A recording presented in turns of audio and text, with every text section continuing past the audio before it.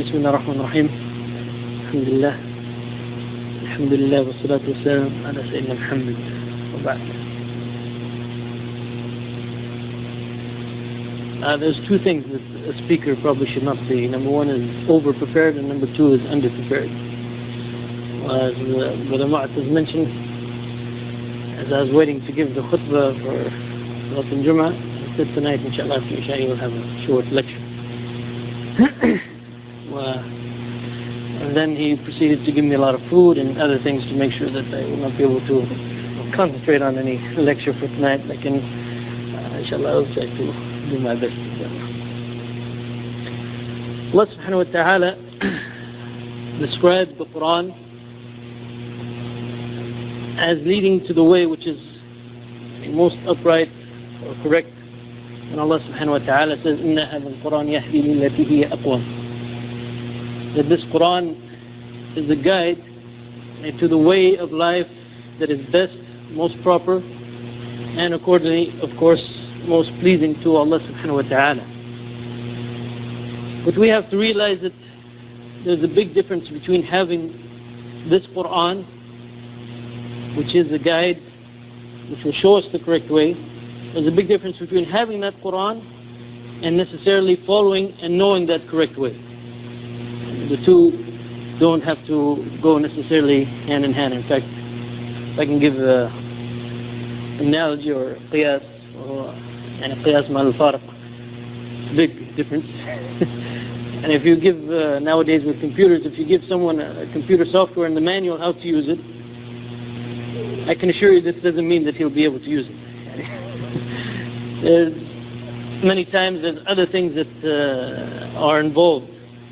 That if these other things are not involved, if these other things are not followed through properly, then even if you have the Quran may be saying one thing, and you will be believing or you'll be following another way different from what the Quran is saying. Well, basically, with respect to the Quran, we can have problems coming about through two ways. Number one, if we do not approach the Quran in the proper manner. Well, inshallah, I will explain that in more detail in a few minutes. And number two, if we do not use the proper methodology to understand the Quran. By these two, either approaching the Quran in the wrong way or not using the proper methodology to understand the Quran, or in other words, to make tafsir, either of these two shortcomings, if we have them, it may lead us to a situation where the Quran is saying something, but we are believing or we're following something else. But when I say approach the Quran in the wrong way, maybe if I give you some examples and some points about what I mean by that, inshallah, it will be clear. Number one, we have to realize that the Quran is the thing that is giving us the truth. It is the thing that is showing us the straight path. Well, in order to get that completely from the Quran, we must enter the Quran, or we must go to the Quran with what they call in English an open mind.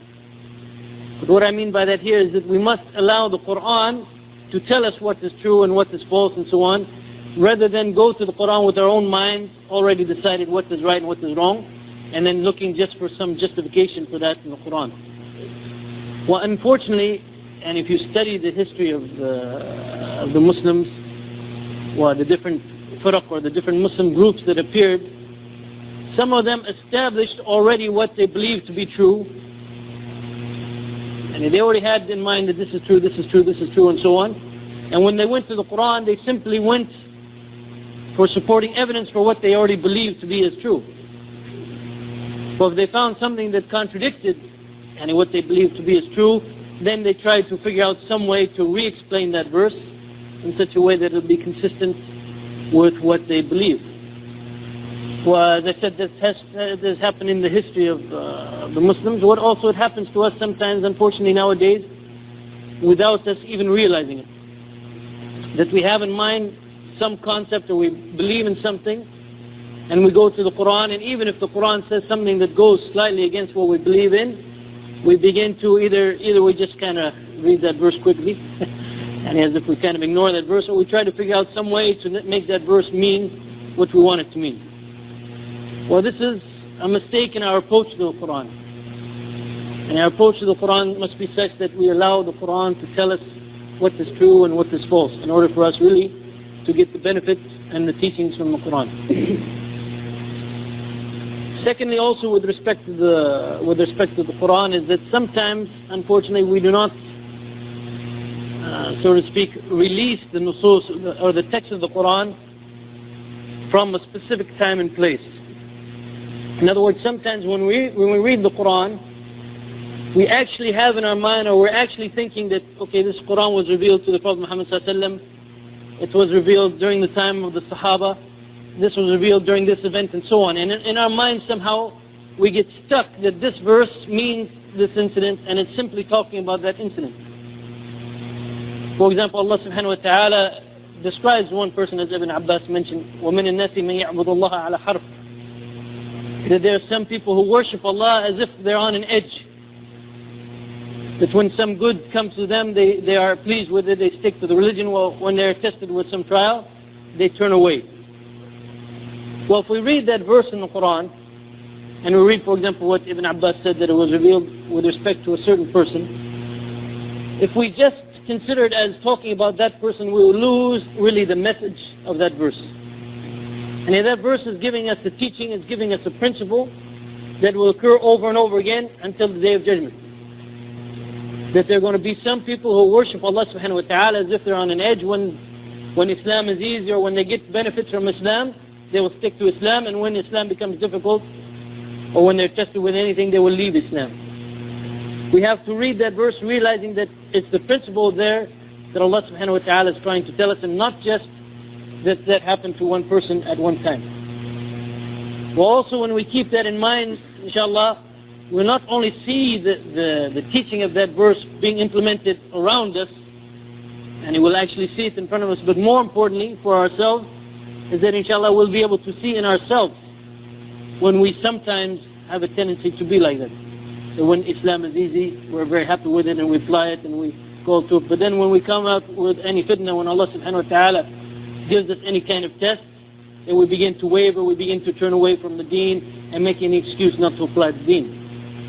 But my point here is not, of course, the tafsir of that verse. My point is that that verse was revealed with respect to a certain person, but we must release the nusus of the text, the verse of the Quran, from any kind of constraint of time and place. Even the verses that were clearly revealed concerning Badr, for example, wa Ahad, or the other battles of the Prophet ﷺ, they are all giving us messages, are all giving us teachings that we shouldn't just think, we shouldn't just think to ourselves that this happened during the time of the Prophet ﷺ, this happened in Badr, and this happened in Uhud, and so on. Well, that's something that happened and is gone, and therefore there's no longer any real meaning to that verse that we can see in our life today. And if the verses, all the verses are giving us important lessons, important lessons that we will see inshallah in front of us when we try to release the nusus or the text of the Quran from any kind of constraints of time and place, that it just was revealed during the time of the Prophet ﷺ, and it's just talking specifically to something that happened with respect to the Sahaba. Similarly, closely related to that is that another way of approaching the Quran, or another important point in our approach to the Quran, is that we must realize that the Quran was revealed for us, and it is also addressed to us as believers. When Allah subhanahu wa ta'ala says, Ya ayyuhalladhina amanu, O you who believe, we must realize that Allah subhanahu wa ta'ala is talking to us. Unfortunately, many times when we read the book, it's as if we're reading some kind of textbook or something that has no relation to us. Oh, believers do this, oh, believers do that, and we don't think to ourselves that actually Allah subhanahu wa ta'ala is talking directly to us. This is a command or a speech from Allah subhanahu wa ta'ala for us. But it's very important that when we read the Quran, we keep that in mind. That we approach the Quran realizing that this revelation was meant first and foremost for us to get the guidance from Allah subhanahu wa ta'ala and to follow and learn the way that is pleasing to Allah subhanahu wa ta'ala. Was Abdullah bin Mas'ud said that anytime you hear Ya ayyuhalladhina amanu, O you who believe, you must listen closely, because either it is a command to do something that is good for you, or it is a command to refrain away or to stay away from something which is harmful to you. Well, this is how we have to approach the Quran. If we approach the Quran thinking it's just talking about other people or it's not really relevant to us and it's not talking directly to us, we will miss lots of the benefits and lots of the teachings that are found in the Quran itself. As I said, that's one aspect, and of course there's other points. I'm trying to be brief, as Brother Mu'attaz asked me to be. There's some other points related to how we must approach the Quran in order to get the benefit of the Quran, in order to really see what the Quran means for us and how we're supposed to apply it in our daily life. As I said, that's one aspect, that we must approach the Quran correctly. Well, secondly, also we must, as I said, we must use the proper methodology to understand and interpret the Quran. Well, unfortunately, especially in recent years, you can hear this a lot, and especially in the United States, unfortunately among new Muslims. Their argument basically is, I'm a believer and the Quran was revealed for me, and my heart can explain to me what the Quran is saying. Not quite حدثني قلبي عن ربي, but getting close to that. But basically the idea that every believer has been given iman or belief or faith from Allah subhanahu wa ta'ala, and the book has been revealed for him, and therefore he can go to the Quran and try to understand the Quran simply on the basis of what his heart is telling him and so on. This is not correct, and there's evidence in the Quran itself and in the hadith of the Prophet ﷺ that this is not the proper way to approach the Quran. That when we speak about the Quran and when we try to interpret the Quran, first of all, that interpretation and that speech must be based on ilm. It is one of the greatest sins, if not the greatest sin, as Ibn Qayyim pointed out, to speak about Allah subhanahu wa ta'ala without ilm, without knowledge. So when we go to the Quran, we want to understand and interpret the Quran. Anytime we say that this verse means that or this verse means this, we are actually speaking on the authority of Allah subhanahu wa ta'ala. We're saying that this is what Allah meant by this and this is what Allah meant by that, and so on. And anytime we make a statement like that, it must be based on knowledge. What I mean by knowledge is, as the scholars of tafsir have pointed out, basically those tools or those sources that we must turn to for tafsir. Well, those sources are many. I'll just mention them briefly. And then I want to get to the point, inshallah it's coming. The sources of tafsir basically are, we must interpret the Quran in terms or in light of other verses of the Quran. And in other words, as Allah subhanahu wa ta'ala has declared that this book, all of it comes from Allah subhanahu wa ta'ala. Well, if it came from anyone other than Allah subhanahu wa ta'ala, there would be contradictions in the Quran. The part of the Quran explains in more detail and clarifies other parts of the Quran. So the scholars of tafsir, they say that the first source of tafsir, or the first thing that we look to, is other verses of the Quran to interpret and to understand any specific verse. Because there'll never be any contradiction, any real contradiction between any two verses of the Quran. Well, secondly, we must turn to the Sunnah of the Prophet Muhammad ﷺ. Well, it was one of the rules of the Prophet Muhammad ﷺ. One of his most important jobs is not only to receive the Quran from the angel Jibreel alayhi salam, but to give us the wording of the Quran and also to explain the Quran itself. وَأَنزَلْنَا إِلَيْكَ الذِّكْرَ لِتُبَيِّنَ لِلنَّاسِ مَا نُزِلَ إِلَيْهِمْ. The Prophet ﷺ was given the dhikr. Well, the meaning of dhikr here depends on what scholars you want to follow, but in any case, they are all consistent basically. That the Prophet ﷺ was given the dhikr or given the revelation in order for the Prophet Muhammad ﷺ to explain that revelation. Well, if we want to know how to follow the Quran, we must look to the Sunnah of the Prophet ﷺ and the explanation of the Prophet Muhammad ﷺ. And there's no way that we could understand and know how to implement the Quran without looking to how the Prophet ﷺ implemented it and how he explained the Quran. If I may add a footnote here, yeah. Probably a lot of you are familiar with Rashid Khalifa and his group coming out of Arizona. I attended one of their camps, one of their conferences one time.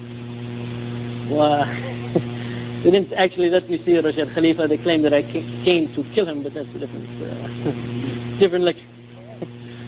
But to the point, I was discussing with them about the Quran and how we can understand the Quran and the place of the Prophet's Sunnah, because they claim that it's not obligatory on us to follow the Prophet's Sunnah, that the Sunnah has no source in Islamic law and so on. So there was about 5 or 6 of them from different countries, some of them American, some of them from overseas and so on. And I asked them, and based on your knowledge of the Quran only, since you claim that we can follow the Quran by itself, I didn't ask them the simple questions, like how do you pray? There's no way, and one of the most important commands in the Quran is the Iqam al-Salah, or the order to perform the prayer. Yet there's no place in the Quran in which Allah subhanahu wa ta'ala tells us clearly and explains all of the facets of the prayer. The only way we can know it is by going to the Prophet ﷺ and see how he implemented the Quran. And as I said, that was part of his job with respect to the Quran and towards the Ummah, or our nation. But I asked them a different question because I figured they must be ready for that question. In fact, they were. They will tell you this is the prayer this is another footnote. This is a footnote to footnote. See, I'm used to writing, not speaking, so you have to forgive these. They claim, by the way, that this is the prayer of Ibrahim alayhi salam, that they got it from Ibrahim, not from the Prophet Muhammad sallallahu alaihi wasallam. But that's another footnote. I asked them, according to the Quran, what is the punishment for the thief? I'll ask you the same question. What's the punishment for the thief? Yeah, it doesn't work in Arabic, actually. Yeah, and all of them said to cut the hand from here. All of them, without any exception. I asked them to show me that in the Quran. Of course, they all went to the same verse. But what does the verse say? It says to cut the yad. What's the meaning of yad? Yad in the Arabic language is anything from here up to here. Could be here. And in fact, the only use of yad that explicitly shows in the Quran what it is the verse concerning wudu, which says to wash your yad until where? Until here. So if you're going to go just by the Quran, I guess you should cut the hand of the thief from here. But we know it's from here. Why do we know it's from here? Because that's the way the Prophet Muhammad ﷺ implemented that verse, and he is the one who is supposed to show us how to implement that verse. The point is that even those people who claim they don't follow the Sunnah, they are following the Sunnah and have to accept from the Sunnah even without knowing. There's of course I mentioned the Quran, Sunnah, also the statements of the Sahaba, the companions of the Prophet Muhammad ﷺ, who witnessed the revelation, who were the most knowledgeable in the Arabic language, and the Quran was revealed in their Arabic language. And most importantly, those people who witnessed the Prophet ﷺ implementing the Quran. In general, their statements of tafsir, explanation of the Quran, are considered hujjah, or authority, by the scholars of tafsir. Also, we have the Arabic language, because many times Allah subhanahu wa ta'ala mentions in the Quran, how many times? No, many times. Many times Allah subhanahu wa ta'ala mentions in the Quran that this is an Arabic Quran. In fact, 11 times. Well, this is an important point. This means that the Quran is following the principles of the Arabic language. And I will advise all of you, whether you're Arabs or not, to do your best to know the Arabic language, because the more you know of the Arabic language, the more you will appreciate the Quran. The deeper the meaning of the Quran will have for you. For example, a verse that we read very often, لَهَا مَا كَسَبَتْ وَعَلَيْهَا مَا اكْتَسَبَتْ. And what's the difference between kasaba wa iktasaba? Well, if you know the difference between them, you will appreciate some more of the meaning of this verse and some more of the mercy of Allah subhanahu wa ta'ala. It will make you and increase your iman in Allah subhanahu wa ta'ala. And inshallah, when you increase your iman, of course, alhamdulillah, that is the goal. it will increase your worship of Allah subhanahu wa ta'ala and increase His pleasure of you in this dunya. So some of the deeper meanings of the Quran we get through the Arabic language, but also to make sure that we understand the Quran correctly, we have to know the Arabic language. For example, there's a verse in the Quran, I can remember it correctly, وَذَا نُونَ إِذْ ذَهَبَ مُغَاضِبًا وَظَنَّ أَنْ لَنْ نَقْدِرَ عَلَيْهِ. The verse says that, well, if I translate it, I'll destroy the whole point of what I want to say. The verse is talking about the prophet Jonah.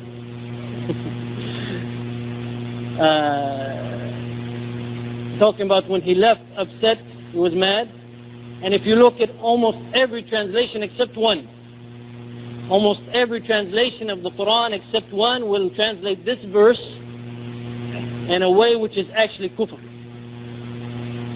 It will translate it saying that, and when Jonah left angrily, and he thought we had no power over him. That's how they'll translate.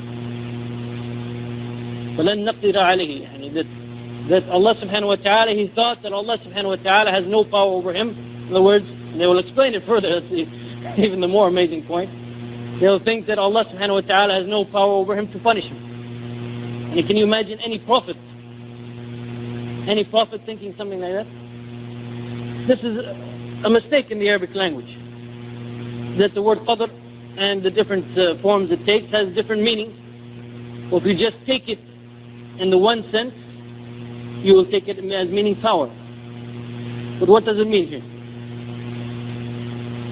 And the strange thing is that in another verse they translate the word qadr, the verb, the form of the word qadr first. What does this verse mean? You said it's informal. And I'm opening up the door. I'll get you to start speaking and I will leave while you don't even know the speaking. What's the meaning of this verse? فَلَنْ نَقْدِرَ عَلَيْهِ فَظَنَّ أَنْ لَنْ نَقْدِرَ عَلَيْهِ.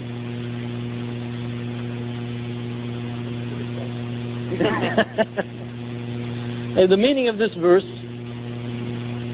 Allah subhanahu wa ta'ala says in another verse, I go to the beginning of the surah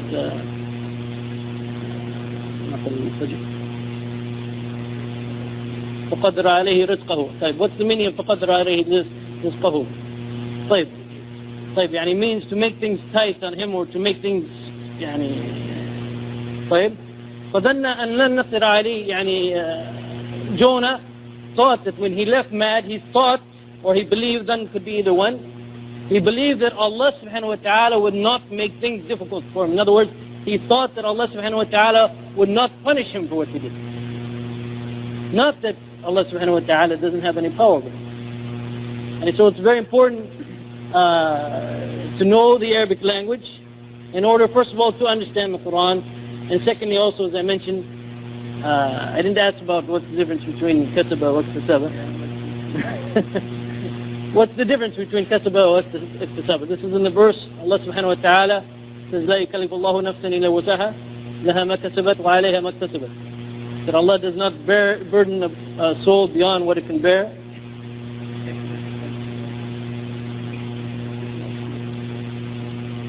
Yeah, لها ما كسبت وعليها, that's obvious. What's the difference? If you put that ta in there, what's the difference? اكتسب and kasaba. What's the difference between them? لها ما كسبت. And لها ما كسبت means that for him, he will get the reward of those things even that he didn't really work very hard to do. Kasabat includes everything that is for his benefit, that he earned. وعليها ما اكتسبت, when you add the ta there, it implies the things that he worked to do. Not for example sins that he did without real intention, without really trying to do it, but it means those things that he really intended to do. So Allah subhanahu wa ta'ala will give us any reward or give us for our benefit even those things that we really didn't think about doing, but we did, and alhamdulillah we did it. Allah subhanahu wa ta'ala will give us reward for those things. If our niyyah was even just something very small, we was barely present. Lakin Allah subhanahu wa ta'ala will only hold us against us those things that we really did with complete niyyah, with complete intention to do them. Also, asbab al-nuzul, yani to look at the revelation, the occurrence, or the situation around some kind of revelation. This is also a very important source of tafsir, in which if we don't look to that source, unfortunately many times we'll make a mistake. And there's one classic verse. There's one classic verse which unfortunately even scholars misquote. And even scholars misquote this verse, but if you look at the asbab nuzul, or the occasion behind the revelation of that verse, it's very clear that this is not the meaning of the verse whatsoever. And this is the verse in which Allah subhanahu wa ta'ala is ordering us to spend in His way. وَأَنْفِقُوا فِي سَبِيلِ اللَّهِ وَلَا تُلْقُوا بِأَيْدِكُمْ إِلَى التَّهْلُكَةِ. And do not cast yourself by destruction to your own hand. Many scholars, and even some you will not believe they use it, and for sure it is just a simple mistake. They didn't think about when they used it that way. They use this verse as a proof that suicide is forbidden. And do not destroy yourself by your own hand. This is a complete and clear misuse of the verse that goes against the principles of usul tafsir. And there's other verses and there's other hadith that you could use to prove that suicide is forbidden. I'm not trying to make suicide halal here. Don't misunderstand me. But to use this verse is a gross error. What's the meaning of that verse?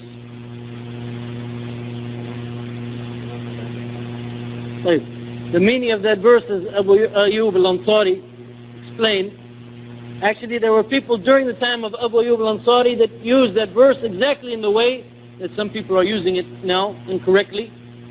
When they were taking part in a jihad, and the weather was very difficult, very harsh,